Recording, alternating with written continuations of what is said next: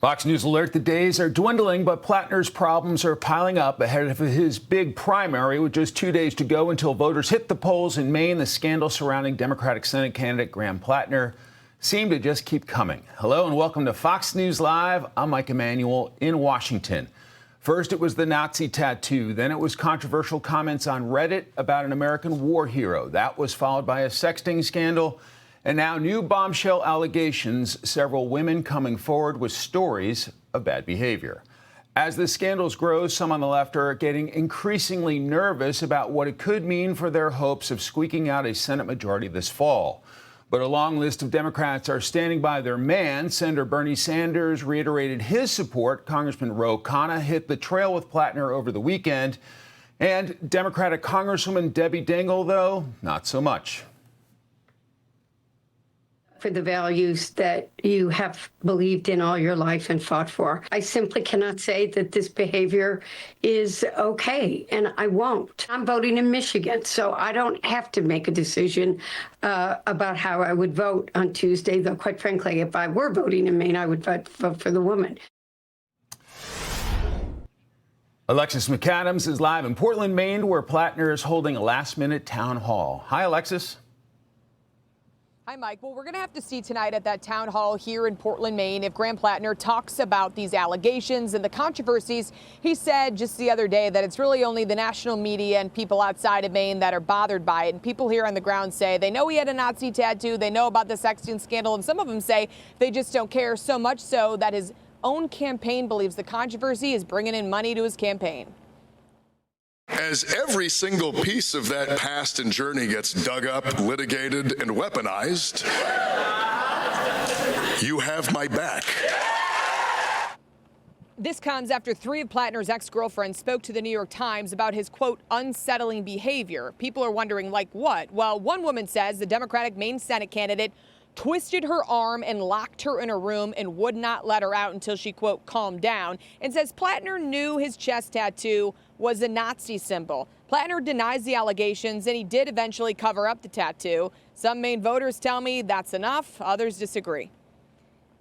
He has a Nazi tattoo on his chest. He doesn't anymore. Okay, but he had a Nazi tattoo on his chest. Is it good enough to take it off? Well, you know, nobody's perfect. Nothing good about him. I mean, I can't really get into the bad part, but it's like anybody with a Nazi tattoo, and it's not a Bugs Bunny tattoo, okay? But the bad headlines didn't keep California Congressman Ro Khanna away from the state of Maine. He came down to Bar Harbor, Mike. He got on stage with this guy on Friday. Even after Khanna said the other day on Fox his red line would be any credible allegations of assault or domestic abuse, Khanna says Platner deserves redemption. We need to find some way of saying that if someone felt hurt by Graham in a past relationship, we can listen to them and we can listen to Graham. But others in the Democratic Party are split here. They don't know if they should throw their support behind this guy, and they believe some of these allegations and controversies disqualify him to go to D.C. You layer in the sexting, the toxic relationships. Come on, folks. He has disqualified himself. I really do think it's interesting, though, from talking to voters, and, you know, it's always eye-opening when you get on the ground, as you know, Mike, from being out there across the country. People really are overlooking a lot of things that some of them say they probably wouldn't have overlooked if it was a different candidate, specifically if it was a Republican.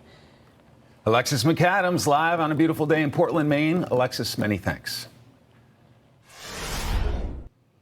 Platner's pattern of behavior is the main problem in Maine right now. One headline asks, how much baggage will Democrats accept from Maine's Graham Platner? That is a question for my next guest. Christina Pascucci, political and media strategist, and Dan Kanninen, Democratic strategist. Welcome to both of you. Thanks for having us. Happy Sunday. Happy Sunday. So to address that headline, how much baggage are Democrats willing to accept with this guy, Dan? Well, National Democrats clearly have a challenge with this, as you saw. Debbie Dingell, Madeline Dean, not on board right now. Others finding a way to stay on board with Platner. He was not the establishment favorite, Mike. I mean, Chuck Schumer wanted Janet Mills to run. I think a lot of folks in D.C. or those who were in the Democratic establishment thought that Platner had some problems and skeletons, and they were right. Maine voters got to wrestle with this. I mean, I would never excuse the behavior. I think it's pretty indefensible in some respects. But then they have to look at what Susan Collins' record is, what she's enabled in the Senate from their perspective, what it means for control of the Senate, and balance that complicated situation in the same way the Republicans in Texas have to balance this with Ken Paxton, who was convicted of bribery charges and impeached by Republicans previously there. There's a complicated choice for those candidates, and we'll see what Maine voters decide to do. Christina, considering we've been through the Me Too movement, are you surprised this guy is still in the race? Nothing surprises any of us anymore at this point, does it? That's the problem. I think we are so just disillusioned by everything that we've seen and continue to see in politics in this country. And I like to look at the bigger picture rather than, maybe short-term power for some of these big votes that he might impact. What is the long-term message? What direction does the Democratic Party want to take?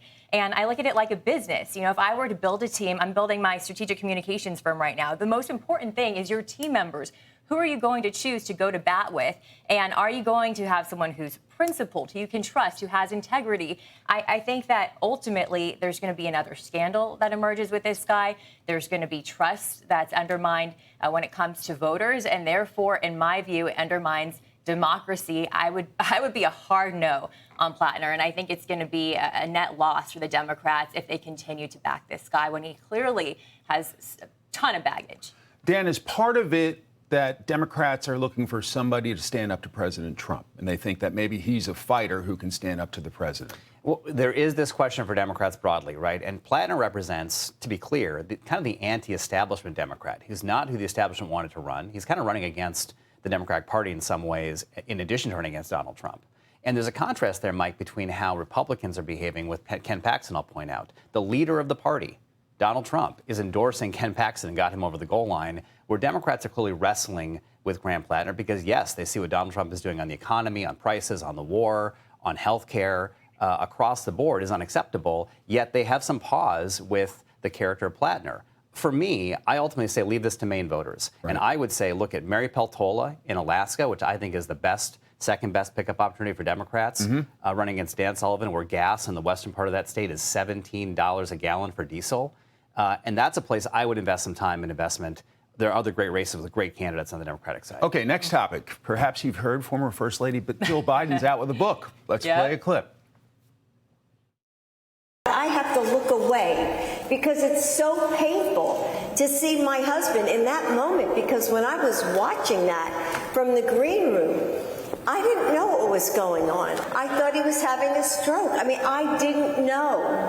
And I can still say to this moment, I still don't know what happened. I never saw anything like that happen with Joe before or, in these times afterwards. I mean, that frozen moment, it just, but like you're saying, now I have to relive it. I don't want to relive it. I think the Democrats do want to move on. My sense is many Democrats don't want to relive it. They'd like to move on. What about the book?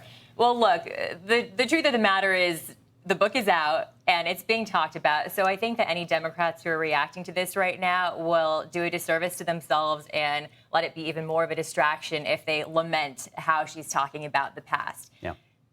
The good move here, in my opinion, would be to own the moment and take advantage of, any press is good press. So, okay, let's talk about it. Let's talk about how Democrats learned from the past, how they're not going to repeat the future. But in a way, by trying to avoid the past, they're actually doubling down on the same mistakes they made when President Trump won in the last election. Dan, it's reopening some old wounds. Even Andrew Bates, who was a fierce defender of the Bidens in the White House, getting into it with the former First Lady. What about the book? Well, she called Andrew Bates, by the way, after that Twitter spat to say, hey, we're good. I'm sorry. That was maybe a bit too much, which I think is a credit to the First Lady and to Andrew Bates, who's a great defender. Look, I think there's never a good time for this. When Hillary Clinton came out with her book, we all lamented, oh, my God, why is she back? What's happening? I just think at the end of the day, this does not need to be so fraught, Mike.